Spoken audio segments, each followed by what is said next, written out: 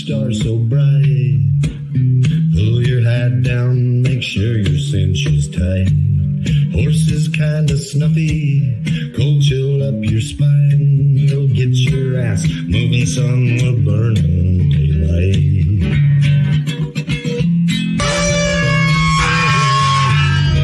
Howdy there, I'm Matt McKinley and we're burning daylight. In the saddle till the job's done right. Welcome to Burning Daylight, the only podcast for the working cowboy. Well, howdy there, daylight burners. Happy would be Tuesday, I suppose. Been kind of kicking around this idea for a little while, and excuse me, I've got some shit in my lungs that I can't quite get hacked up for the last couple of days. So bear with me. But anyways, somebody was asking me about something to deal with the agriculture profession here the other day. It was not necessarily a city friend, like big city, but like I think it was a rural person, but maybe lived in town or not involved directly in agriculture, maybe mining or something. I don't know. I can't remember exactly who, but I don't remember exactly what they asked me, but I remember that I did not know the answer to it. And I didn't have a real good reason as to why. I stay pretty informed on day-to-day current event type stuff. I'm fairly up to date on on policy at the federal level. I'm completely clueless when it comes to Nevada news, and I'm, for the most part, pretty useless when it comes to agricultural news too. I don't listen to the radio at all, and that used to be where I'd get all my ag news from. You know, it was Paul Harvey. You know, he's been dead for a while now, but and then the market report, and and then there's always the like the Fence Post, Western Ag Reporter, High Plains Journal, you name it. There's a lot of publications: Progressive Cattle, Progressive Farmer, Feedlot Magazine, Beef Magazine, Drovers, and I don't want to talk too bad on them, but they all kind of suck. I planned on recording this last night, but and maybe it was just what I was searching, but I went to like the big outlets that I could think of, like Drovers and Beef Magazine and Fence Post, like the ones I mentioned. And man, they just kind of read like a small town newspaper. And I know we're all from small towns, and I've got an affinity for small town newspapers. I'd been a while since I read one of those too, but growing up for me, it was the Plainsman Herald. They're based out of Springfield, and then we even had two weekly newspapers in Baca County for a little while. But the Plainsman Herald was kind of the standard. That was like the New York Times of Baca County, and then Baca Weekly was the newer one, and I think Baca Weekly closed down, and I'm pretty sure Plainsman Herald is still around. But if you're from a small town, and by small town I mean like less than 10,000 people, and preferably less than 1,000, or let's say less than like 2,500 people. Those are the towns that I grew up around, and all those newspapers were the same. There was local news. There was a few national headlines, and then there was like a lot of sports pictures from the high school, and it was community based stuff. And I get that agricultural people, for the most part, particularly farmer and rancher, they're living out in rural America, small towns. But their publications also, I mean, like pretty large regional, sometimes nationwide publications. And it's just like such and such FFA chapter was awarded this medal or this award, and then like there it was just underwhelming at best. So I spent way too long researching, and then I kind of pooped out. So, but I came back at it with an increased vigor today. I'm vigorous in my research. Don't let anybody tell you any different. And so this is a show I'm going to start. I don't know what the frequency will be. We'll see if we do it weekly. I'm going to try, but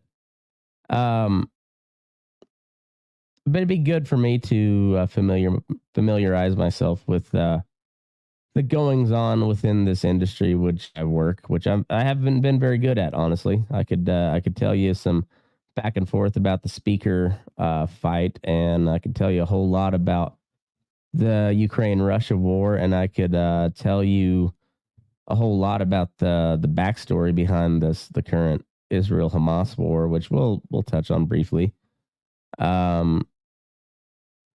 But I don't know like what's going on through the Agriculture Committee. I don't know a whole lot about what's going on with different laws affecting animal producers or farmers in certain states.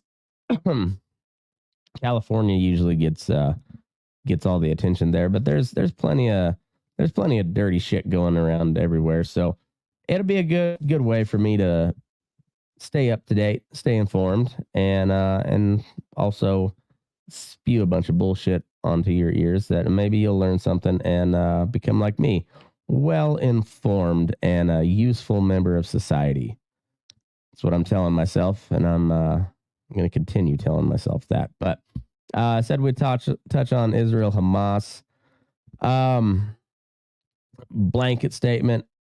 Everything going on over there is horrible. All of it. Hate it all. Too many innocent people dying. Like one's too many, but there's a whole bunch on both sides, and now we've got this looming invasion of the Gaza Strip by Israel, which it's hard to say it's not warranted after the attack on them. But I kind of expected them to be in already. Like Israel's not known for a hell of a lot of restraint, like that's a pretty ugly conflict that's been, people like to say thousands of years, but honestly it started in like 1920 when I was talking with the boys the other day, and none of them endorse this comment. This is just strictly my thinking. I think Europe is the problem behind the whole world. If you go back to when the Zionists started fleeing Europe and settling in what's now Israel, then called Palestine under British rule, it was because they were getting treated shitty in Europe. And because of that, they decided they needed to go back to the old homeland. And 1948, after the whole world was like, holy shit, these guys been through a lot. They probably need some land. Went before the UN, bleepity bloppity bloop. I don't know exactly the process on that, but 1948, State of Israel is created. The Arabs, Palestinians living in the area kind of got the short end of the stick on that whole deal. And it's been a series of border wars and many genocides kind of ever since. Nuclear weapons is kind of what deterred Israel from being and backing from the U.S. Government has kept kept Israel a free state over there. Well, it's an independent state. I wouldn't say they're free. They're pretty authoritarian over there. But that's neither here nor thou. Here nor there. What is really at stake here in this Gaza thing is not so much the Palestinians themselves. It all has to do with Israel, and so actually, let me look up here on the map. So this is kind of what we're looking at here. So Israel is I'm gonna switch tabs right here. So on Google Earth, right here you see Jerusalem. I'm gonna change my screen here. There you go. All right, so Jerusalem's here, and Egypt is over here. So this is the Sinai Peninsula. You zoom in, and this little deal here is the Gaza Strip. Little bitty piece of land, 2.3 million people or something like that. Half of them being children, essentially. Surrounded by Israel on three sides, and then Egypt over here. This is essentially the only border crossing into Egypt.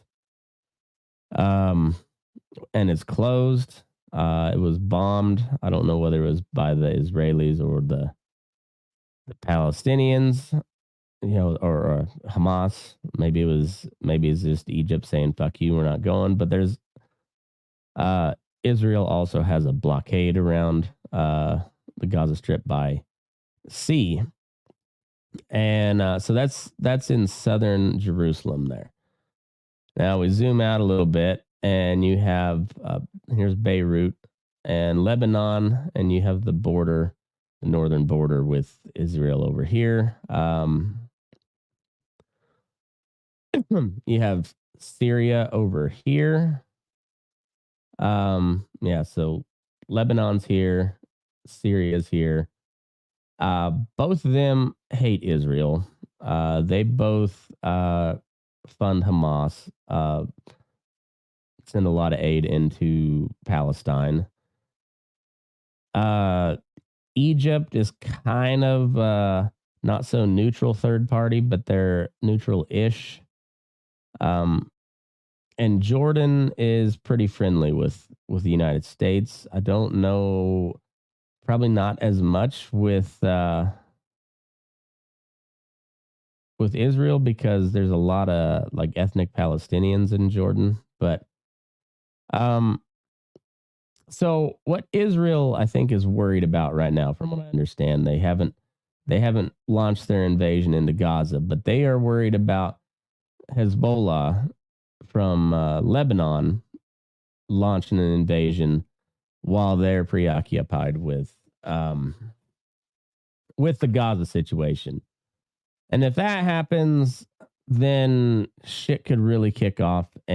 Or if the Israelis decide to go ham in Gaza and just level everything and kill a whole bunch of women and children, the Arab world may not have it. They might just say, no, you can't do that. And away we are into the great unknown of World War III.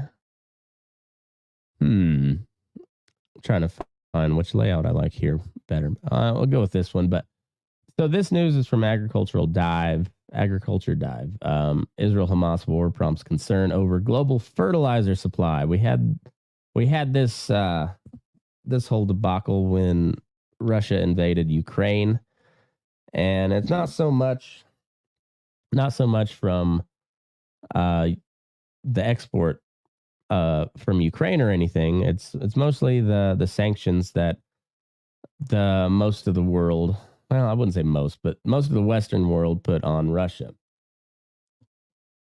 meaning we quit buying fertilizer from them.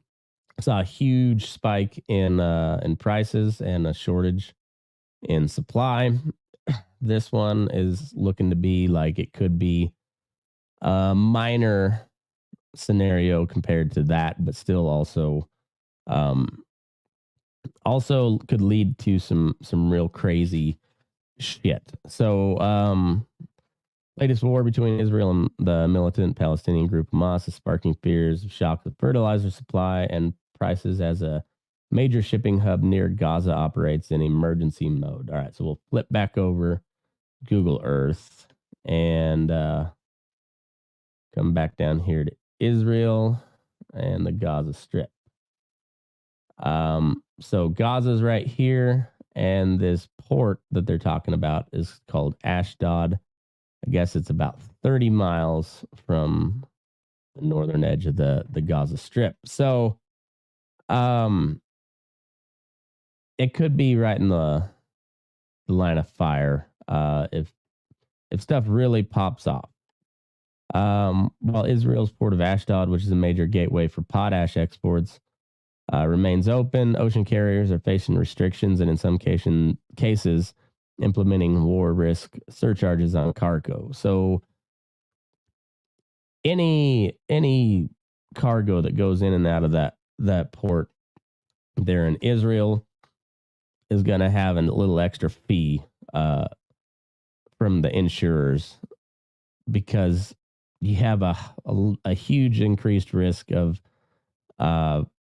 being boarded, taken over, having your cargo seized, or just sank. You know, there's war is pretty fucking ugly. ICL Group, one of the world's largest fertilizer companies, said in an emailed statement that operations continue to function during this time of emergency. The manufacturer has increasingly relied on Ashdod in recent years, according to a Scotiabank analysis. A deadly escalation of the Israel-Palestine conflict has turned into an all-out war, which could bring new risks to global trade depending on the extent of the fighting. Trade moving in and out of Ashdod, around 30 miles from the Gaza border, is currently subject to attack by missiles, according to marine liability insurer North Standard. Hazardous materials are also subject to strict entry restrictions. So it's a tough port to get into because Israel don't trust nobody around there, and with good reason. Good reason. Insurers have imposed additional war risk premiums on ships calling Israeli ports, and the increased costs are beginning to be passed on to exporters. Israel-based Zim is charging as much as $120 $120 for 20-foot equivalent unit. Israel is a major producer of potash, and around 2 to 3% of supply remains at risk due to the ongoing war. Analyst Ben Isaacson said in a side note, in a Scotiabank note, the country is not a major producer of nitrogen or phosphate. Fertilizer stocks rallied following the Hamas attack on Israel, according to Morningstar analysis, but it's unlikely to cause a major rise in prices like what occurred at the start of the Russia-Ukraine war in 2022. Where was the... Oh, this right here. So markets are closely watching how the war in Israel unfolds. An expansion of the war to include countries such as Iran and Egypt could bring more substantial shipping disruptions, including the Suez Canal and the Strait of Hormuz. So back to Google Earth. Zoom out. So remember, we got Gaza Strip here. Here is the Egyptian Sinai Peninsula. And then we zoom out, and right in here, we'll zoom back in, is the Suez Canal, which connects the Red Sea. Is that right? The Red Sea?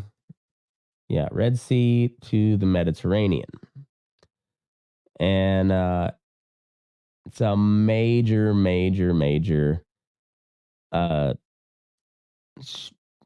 transport area. Like a huge amount of the goods throughout the world pass through the Suez Canal. If you remember back during COVID when that one barge got wedged in the Suez Canal, and it just like backed up ships for. They had like thousands of ships waiting in line, and it just like put a hiccup in the entire global shipping like supply chain. Just like everything was delayed again. Like it was already delayed, and then you're just like, oh fuck, that part that I need for my pickup is in the Red Sea, waiting in line for this fucking cargo ship to get pushed away so it can keep going and unclog all this traffic. It's so if that whole region kicks off into war, you got one of the major transport areas in the world that's going to be who knows what will happen. And Egypt controls the whole thing. So they have this part, the Sinai Peninsula, and then they have the rest of Egypt in Africa proper, you know. And then if you move up to Iran,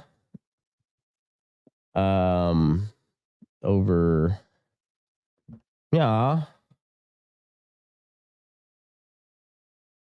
yeah, here's Iran. So you've got, where is the Strait of Hormuz? I think that's right there.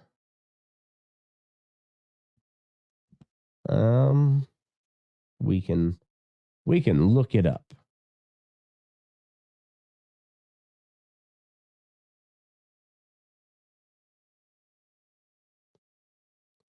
Yep, I was right. So that little part of the world is all right. So we got Iran there, the Strait of Hormuz. You also get a lot of traffic coming, like a lot of oil traffic coming from Iran, Saudi Arabia, UAE. You get a lot of goods coming out of India and through here. Like also another major, particularly with oil, major route of commerce there. And then you got the Suez Canal over here, which dumps you into the Mediterranean, and which is not far removed from the Black Sea, which is where Russia and Ukraine call home. And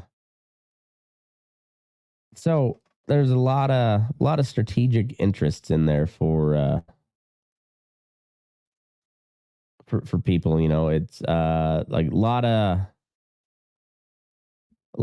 freaking traffic going through that part of the world.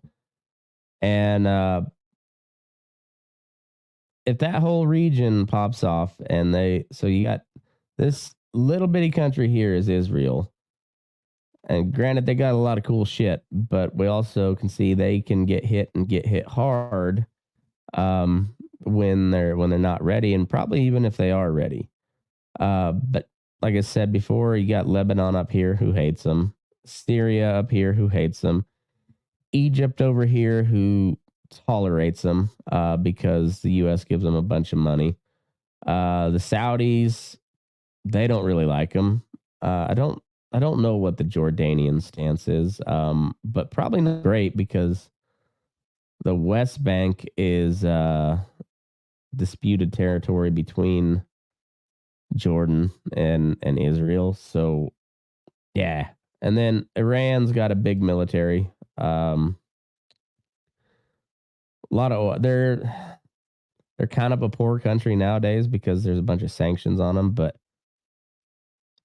they could put a hurting on Israel if everything come to it. So I just realized I didn't have that. I was showing you all this shit, but I didn't have it up on the screen. So anyway, over here is the Strait of Hormuz. We got Iran, Kuwait, Saudi Arabia, UAE, all pumping oil out of the ground, shipping it out into the Indian Ocean. or to the Arabian Sea, drop around. They'll come up through the Red Sea here, through the Suez Canal into the Mediterranean, and then off to the Western world. So this little deal with Israel and Hamas could really pop off into something big, and it's one to kind of hold your breath on. I don't know where it's gonna go, but on the beef front, this one I read it in I guess it's Progressive Cattle. If you've ever been into a feedlot office, we have all sorts of magazines that we subscribe to, or they just send it to us, because it's funny how many of these market publications, particularly on the cattle side, are almost completely financed by pharmaceutical companies. Which, don't get me wrong, I'm not a big fan of pharmaceutical companies, but their cattle products, for the most part, are pretty good. I mean, they seem to work. But they had a little blurb in here, and this was about the Beef Improvement Federation Symposium up in Canada, and one of the topics they brought up was sustainability, and that led into the beef dairy crossover conversation. So discussions on topics were both specific and wide ranging during the Beef Improvement Federation, or BIF, Symposium held in Calgary, Alberta, July 3rd through the 7th.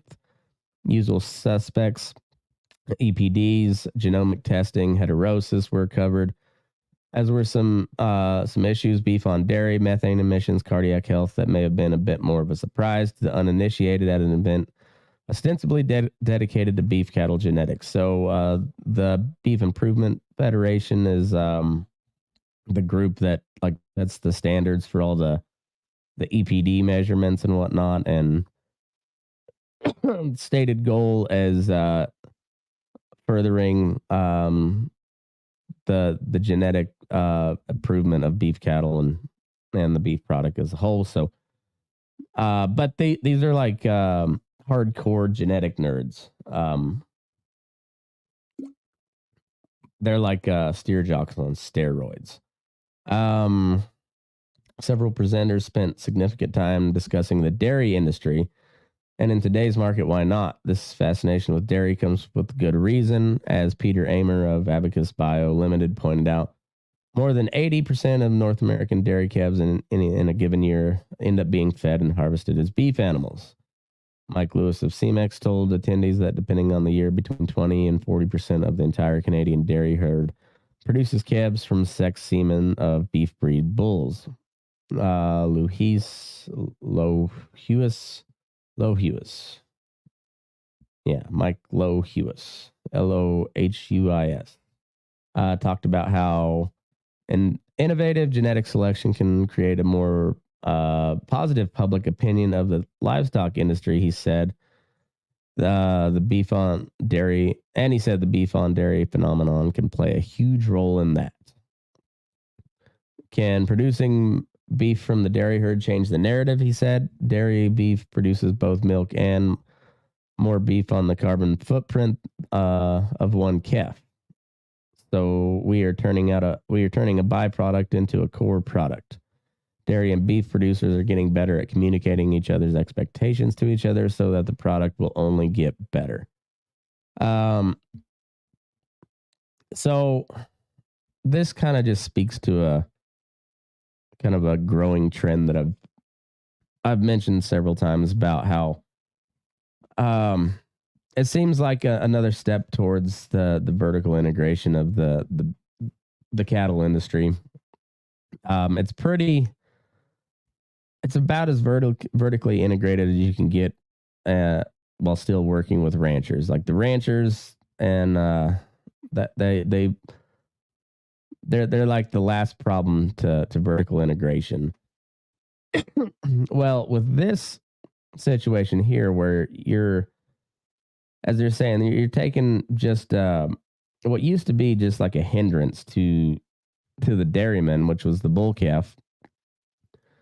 You didn't want them. You got that cow bred so she'd have that baby and keep milking every day, twice a day, every day until until she was retired. And then there was just the calf wasn't the bull calf in particular was just kind of an afterthought. Well, now they've got to where they're taking this really high dollar these semen straws from high dollar beef bulls and crossing them with their dairy heifers, and you get this funny little crossbred Angus Holstein calf that feeds pretty decent, really well. Takes a little bit longer to feed, but by and large, they're just kind of they're as cookie cutter as Holsteins are, except they're all black hided, so they fit the CAB program. They fit all those other programs that were spawned, in response to the certified Angus beef deal. And it seems, in my mind, this is my humble opinion, it puts us one step closer to just being a continual supply of beef cattle coming out of the dairy, cuts the rancher out, and you get those deals on it's all a sweetheart deal.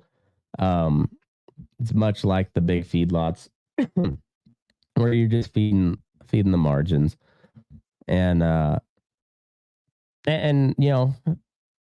you do pretty good, and you're big enough to where you can kind of throw your weight around, and these dairy guys will be, I mean, they're already pretty big players in the beef game, and they're just going to get bigger and bigger as this goes on. I can't say I've never heard of a dairy downsizing here in the last several years, but there was one that closed down here, but it's opening back up. The dairy businesses seems to be thriving pretty well, and it seems like an obvious next course for those packers to take is just further consolidation. So look out for that. I mean, if you're not already tired of those crossbred calves, well, get ready, because there's going to be a whole bunch. On the packing front, meat snack maker fined $140,000, faced shipping restrictions for child labor violations. This has been a kind of a increasingly common story here over the past couple of years. I guess the Biden administration has put a pretty big emphasis on cracking down on child labor. U.S. Department of Labor is ramping up enforcement activity and putting employers on notice as it reports a significant rise in the number of children illegally working at facilities. In this case, this is up in Minnesota. A manufacturer of meat and cheese snacks agrees to pay more than $140,000 in civil penalties after at least 11 children were found to be employed illegally at a Minnesota factory. The U.S. Department of Labor found Monogram Meat Snacks employed children ages 15 to 17 at its meatpacking and processing facility in Chandler, Minnesota. At least 9 were operating hazardous machinery. A statement said, "So this one seems kind of dumb. 15 maybe. I think it used to be 16 was when you could sign on as like a full-time laborer during the summer.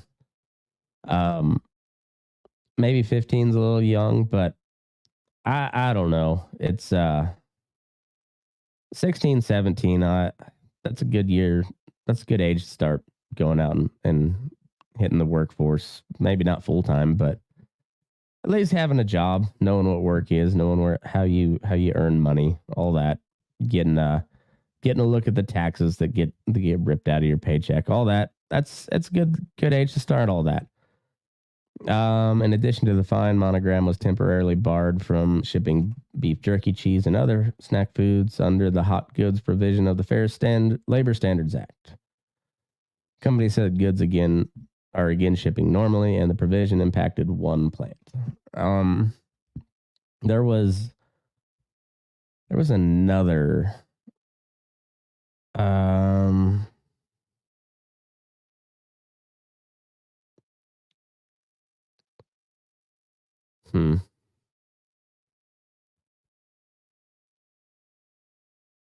Anyhow, there's like I said before, this has kind of been an increasingly common story. There was, I believe, as JBS had a company that contracted for him to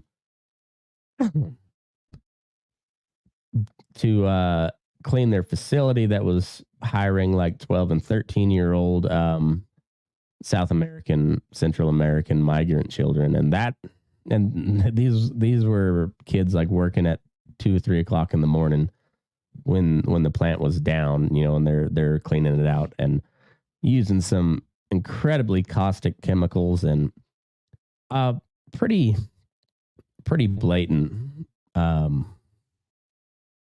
pretty blatant violation of the child labor. Okay, so I found that article and I was wrong. It was Tyson and Purdue, not JBS. Maybe this was, I think that my memory does serve me right, but I can't find that article at the moment. So this is a different one, but it follows a trend. Tyson and Purdue under investigation following reports of child labor at slaughterhouses. The meat giants face a federal probe after New York Times Magazine article detailed a 14-year-old being maimed by equipment at a Virginia plant. Let's see. So it was last week. They when was this story? This was September 27th. So it was a couple weeks ago. Let's see. A 14-year-old Guatemalan immigrant at a Virginia slaughterhouse operated by Purdue Farms was maimed by industrial deboning equipment. The teen was tasked with cleaning residue from poultry processing last year when his arm was significantly injured. Huh. That's not great. So this was right there on the disassembly line. It sounds like a 14-year-old Guatemalan immigrant. I mean, that's not a huge surprise. But when you put it in context, you're like, holy shit, man, that's kind of gross. But then I come up here, and this is from October 4th, October 6th, and October 10th. Tyson lays off poultry workers in North Carolina. The meat giant is cutting jobs as the industry navigates through a backdrop of volatile prices, inflation, and waning demand from high interest rates. Missouri pressures Tyson to sell 2 poultry plants set for closure. Attorney General Andrew Bailey joins U.S. Senator Josh Hawley in warning of devastating consequences to rural communities with the loss of factory jobs. Smithville to close North Carolina pork processing plant. The move is expected to help increase efficiency as the meat industry grapples with tightening margins. Okay, so Missouri and North Carolina. I would venture to bet those are not union plants. And they're being shut down anyways. So it's unlike the case of the auto workers where it seems like they are on the path to pricing themselves out of a job in probably the fairly near future with it really depends on how big this electric vehicle thing gets, but with the demands that they were making on the automakers, course, they didn't get all of them. I don't know if that's been resolved fully yet or not. I don't think it has, but I know that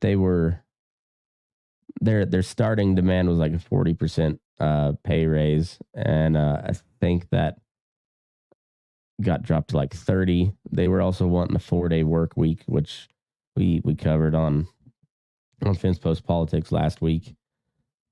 Or was it last week?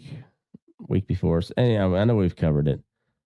But anyway, like going back to like the meat packing industry, how once everything was centralized in like Chicago and Omaha and Cincinnati and but mostly Chicago, and then as the unions kind of grew, got more powerful, they they got their pay increased and whatnot. The packers all moved out to smaller rural areas where they didn't have like union friendly laws. a lot of right to work states and access to cheap Mexican, later Central American, Asian, African labor. And and so now you're seeing these plants that they were able to operate way cheaper out in the sticks, like Garden City, Kansas or somewhere. And in North Carolina and Missouri and whatnot. But now you're seeing some of these plants shut down, and the ones that are open are they're paying a 14-year-old Guatemalan immigrant. They're like, you think they're paying him minimum wage? Like, you're out of your fucking mind. If they've got him blatantly on the disassembly line, they ain't paying him full price. Fuck that. They know they don't have to. And so and they're still closing plants down. I'm like, are they just getting that much better and efficient at breaking down an animal? Or I don't know. There's been a pretty significant drop in the availability of beef here as this drought has I've noticed it on the feedlot end. Like, we've been fairly empty for a little while, and a lot of it has to do with just one, we had an incredible winter and spring, so a lot of feed to be had, but also not a lot of cattle to be had, because there's a lot of herds that got sold off and a lot of herds that got cut back severely with this drought, and it hasn't really bounced back just yet. Like, I think it will. I mean, there's guys buying heifers and whatnot. It'll make a rebound. I don't know how strong of a rebound it. Nobody knows, but they're predicting like another 5% drop in cattle slaughtered next year, and that's just out catching up with you. There's so who's to say if that plays into any of these plant closures? But like these headlines, so it's a pork plant, a poultry plant, and another poultry plant. So I don't know anything. So like I was saying earlier in the show, you're on this ride with me, because I don't know much about much, when it comes to what's going on in the agricultural world. I'm just on my little pony, cruising through some feedlot pins and talking shit on the internet. So,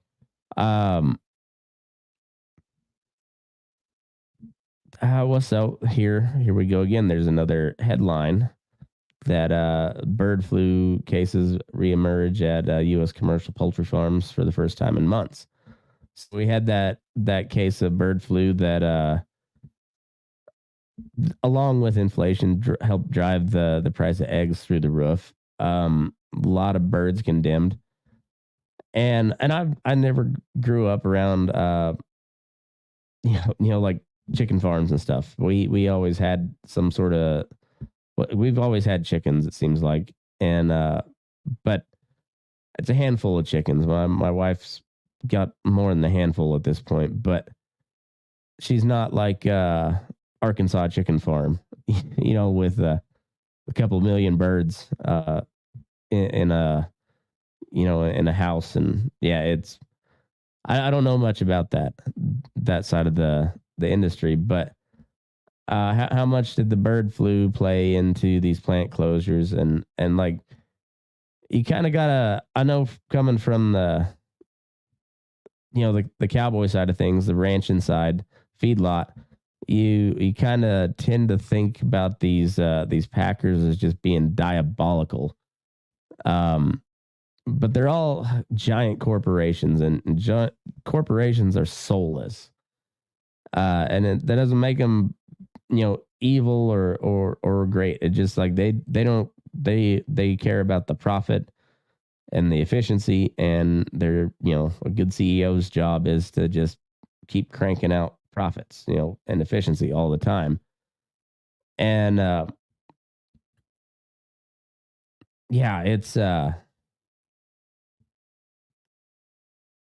and that's kind of what the entire the entire poultry industry is. It's just a bunch of giant corporations. And I mean, all these ag industries for the most part are giant corporations. And we're just like the little people here at the bottom, just feeding a little bit of our product into that whole system that helps, feed the world and causes America to be morbidly obese at an alarming rate. But that's a topic for another day. I guess, I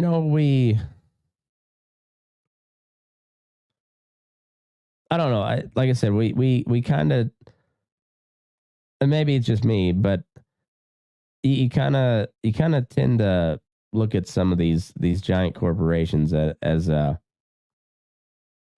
kind of like evil entities, and I think some of them kind of are, but you kind of got to look at it from just a strictly numerical economic point of view. Just like how does this raise the stock price? How does this increase the quarterly profits and revenues and blah blah blah? How do you create a culture that embodies these values and blah blah blah blah blah? And it's and everything's running on a schedule, and but like you throw a kink into that schedule and shit goes haywire. And so who's to say that the avian flu didn't play a huge like a huge role in causing some of these plant closures. But also just like, how are they stooping to employing a 14-year-old, probably illegal Guatemalan? They didn't specifically say that, but for being honest, it's probably an illegal immigrant. Probably got papers from somebody, paying into Social Security that they'll never cash out, because that ain't his identity, but that's his. That's what his Social Security card says. And by God, he's living the American dream. But I wonder, like, how many people are they passing up to get to that guy? Because I have a sneaking suspicion it's not very many. I don't think they got a whole bunch of blue collar. Where was that one at? North Carolina, Smithfield plant. Let's see where they're at.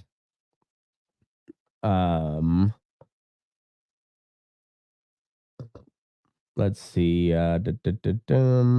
Charlotte. Okay, so Charlotte's a pretty big city, and Production of the Meat Giant's Charlotte plant will be moved to its facility in Tar Heel.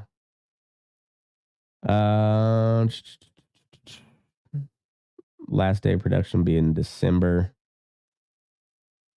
Smithfield's plant closure is the latest in an industry-wide contraction responding to sagging demand, dismal market prices, and elevated production costs.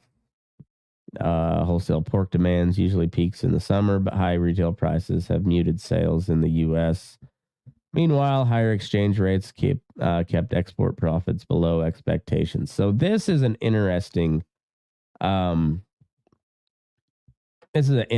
scenario. I was reading as a maybe I still got that tab pulled up.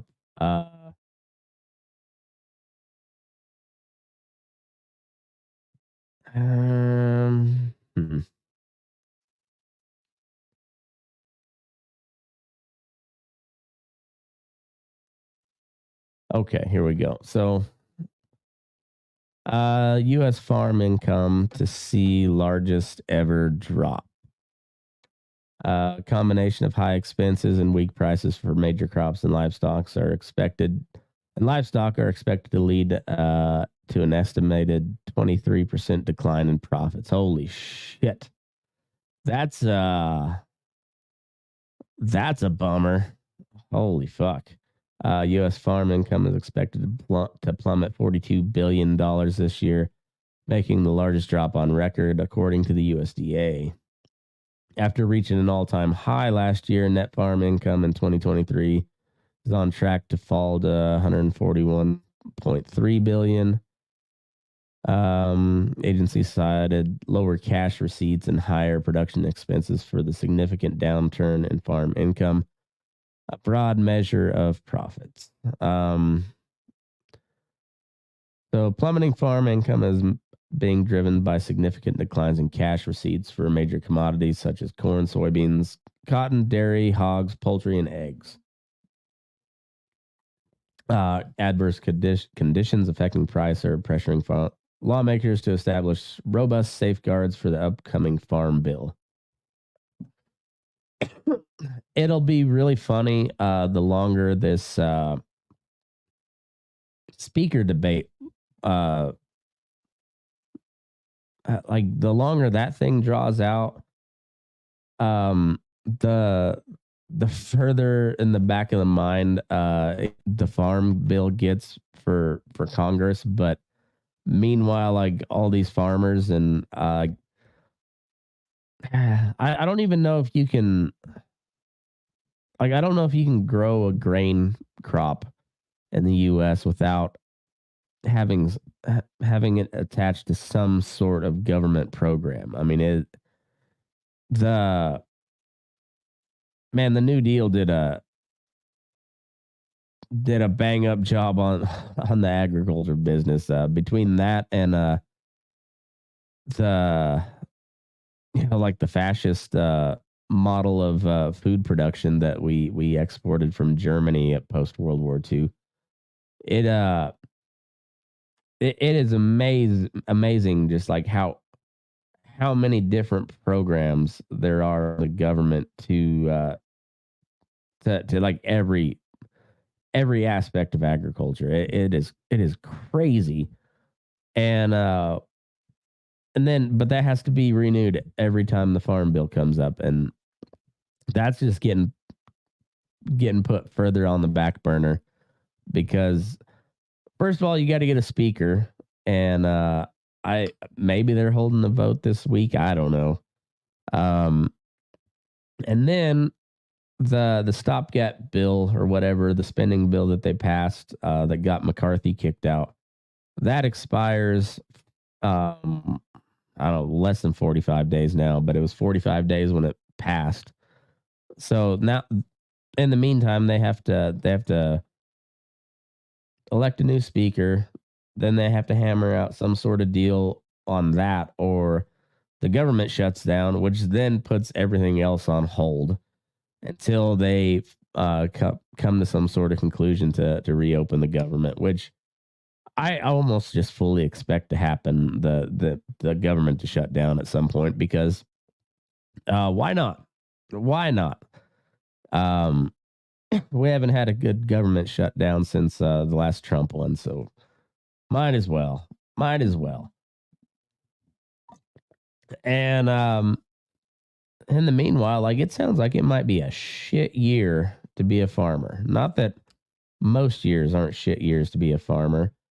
Um, but with these interest rates hikes, it gets a lot more expensive to borrow money, and most of the farmers that I know, I mean, it's all on borrowed money. Like it's just it's all it's all based on loans that you can get from through this government program or that government program, and you're just like you're always just barely treading water, and now you're cutting off like another 23%. Well, how many of those how many farmers are going to go out of business again? How many of them are going to just say that's enough and shoot themselves in the head?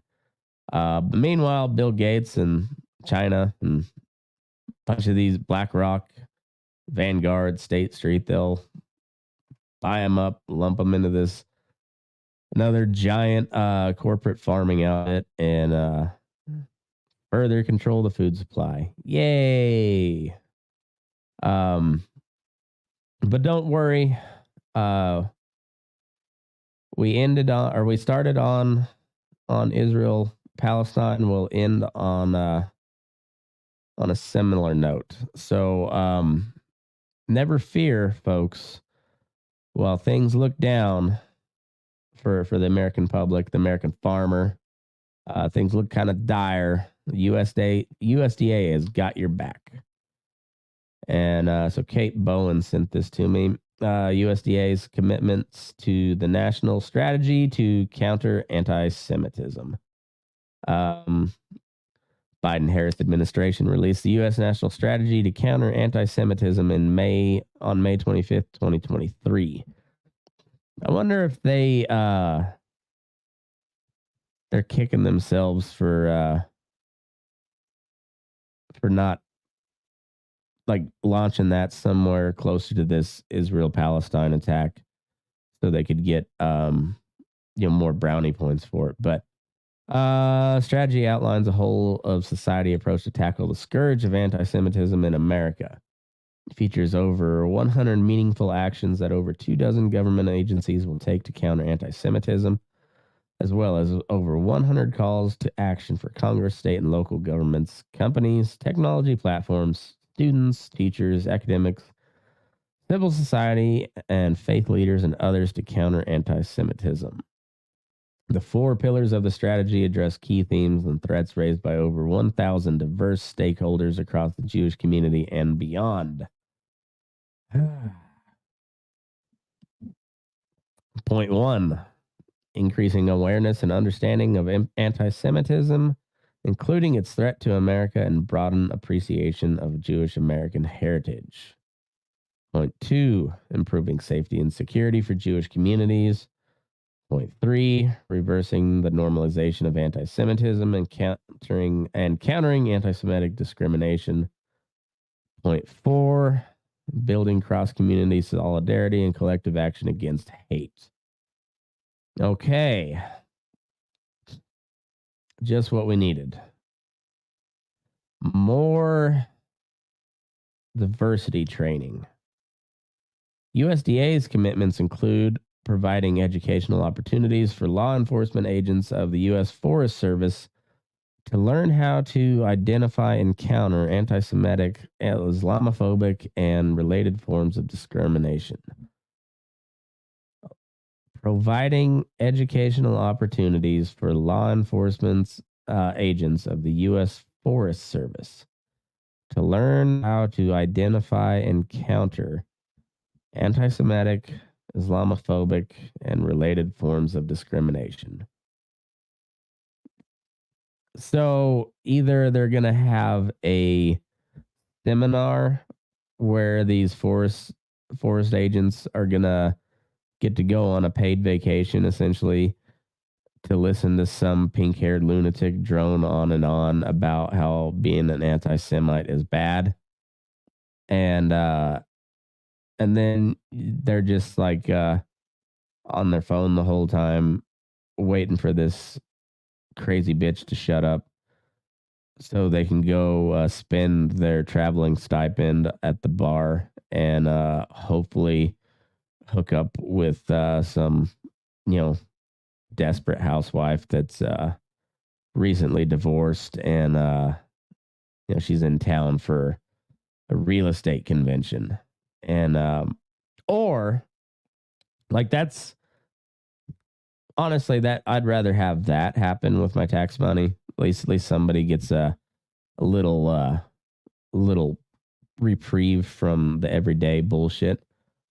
But more likely, it's just like, hey, here's another training course that you got to take. It's a series of PowerPoints, and there'll be a test at the end. But you can go back and look, and you get, if you finish this, then we'll have a pizza party on Fridays or something like that.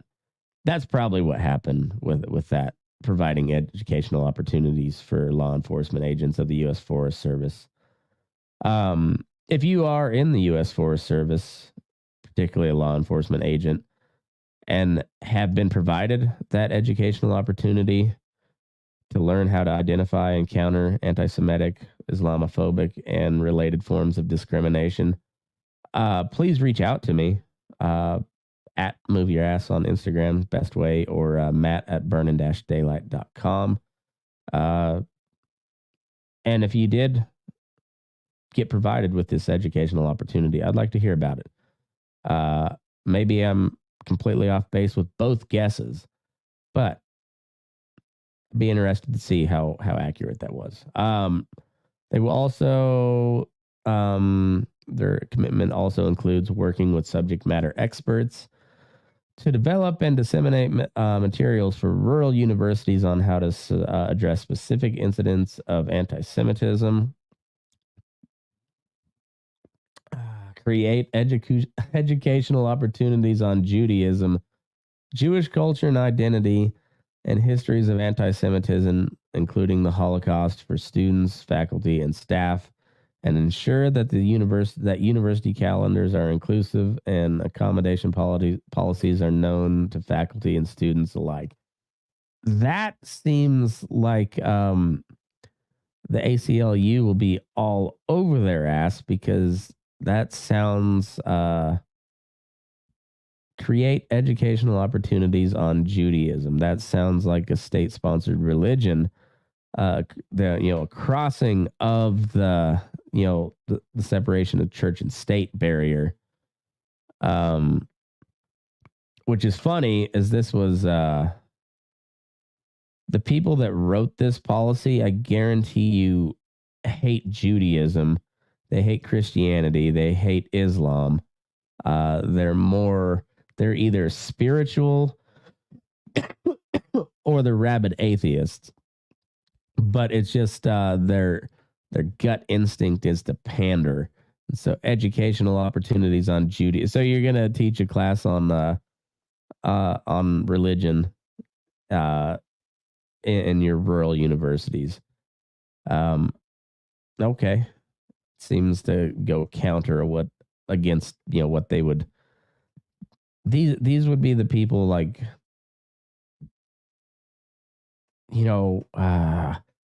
the people that wanted the Ten Commandments removed from the what was a courthouse in Oklahoma or something like that.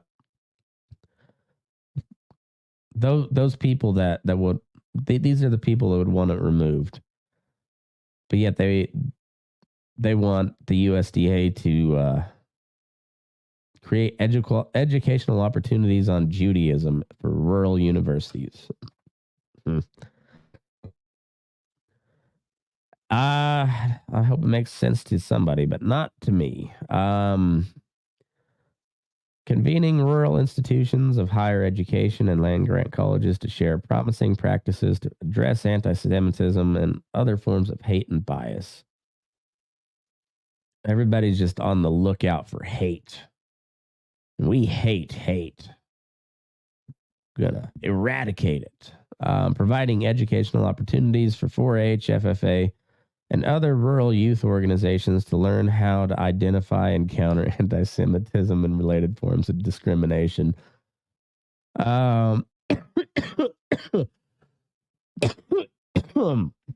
It'd be hilarious if it became like a whole new contest at the FFA judging events, and you had to identify and counter anti-Semitism for the for the contest, and you also had to give reasons. I rate this class of anti-Semitic terrorism 4-3-1-2. And then number 4 was clearly the head of the class when it came to anti-Semitism. It had all the hallmarks, caricature with a hook nose, drooling over money, had a law degree sticking out of his back pocket. And, while number 1 was just a casual mention to usury and banking. And for that reason, I believe this class stands as I called. And it's been a long time since I did a set of reasons, and I was thinking on the spot. Not my best work, but that's going to be a bit. I'm going to tell a really good joke on that premise. Okay, so working to ensure equal access to all USDA feeding programs. Isn't that funny how they label it USDA feeding programs? Like the feeding program you have for a set of steers. I have a feeding program for my horse. I don't have a feeding program for my kids. Like we have a diet, that we subsist on, but we don't have a feeding program. Like feeding programs are for animals, but that's how the USDA sees us also. Feeding programs for USDA customers with religious dietary needs. This will include increasing commercially available kosher and halal foods that are priorities for Jewish and Muslim program participants. Expanding the number of kosher or halal certified foods in USDA's food procurement.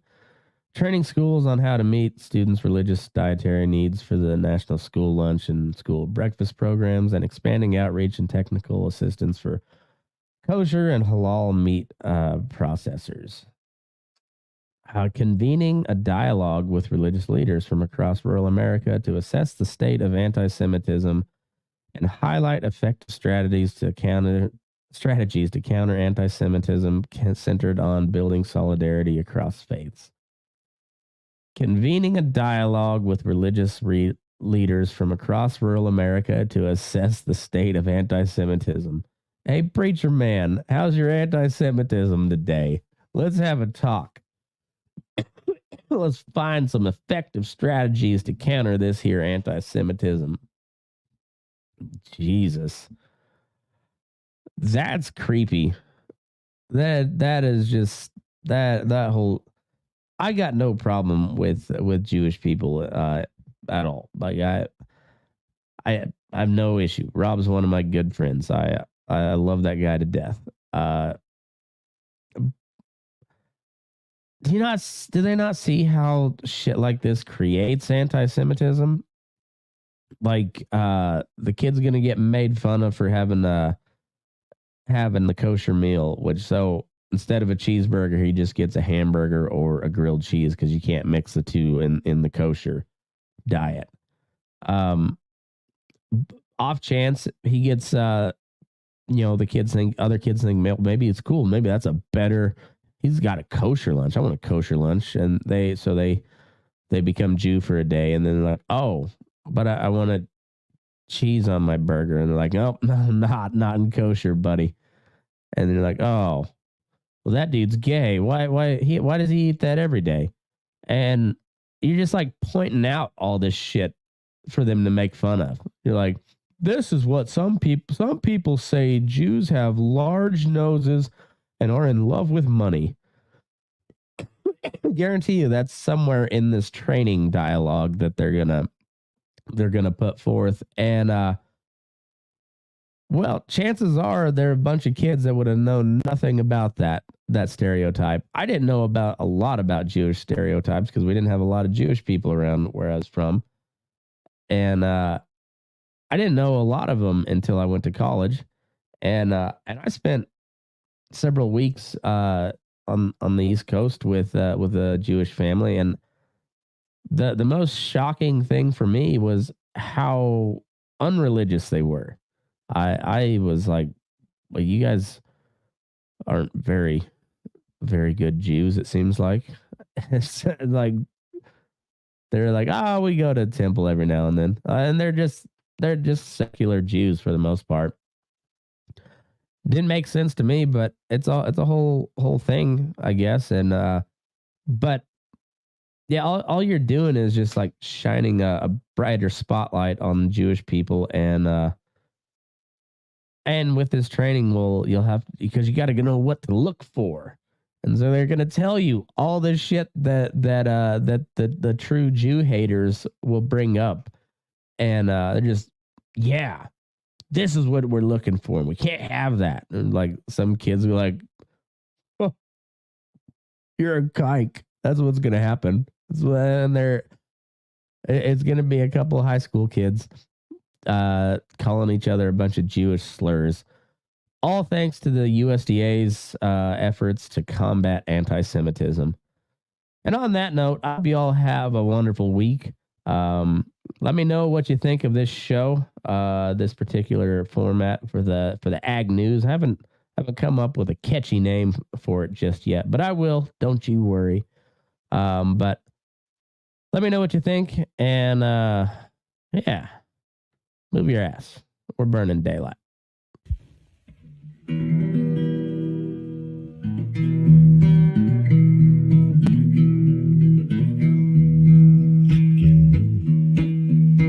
Your eyes up in the morning, beneath the stars so bright.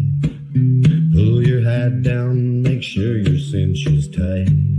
Horses kinda snuffy, cold chill up your spine. We'll get your ass moving, son, we're burning daylight. Burning daylight. Burning daylight.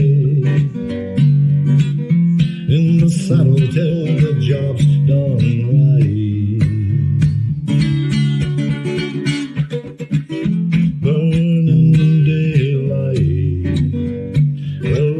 Just together, and you won't catch 'em all.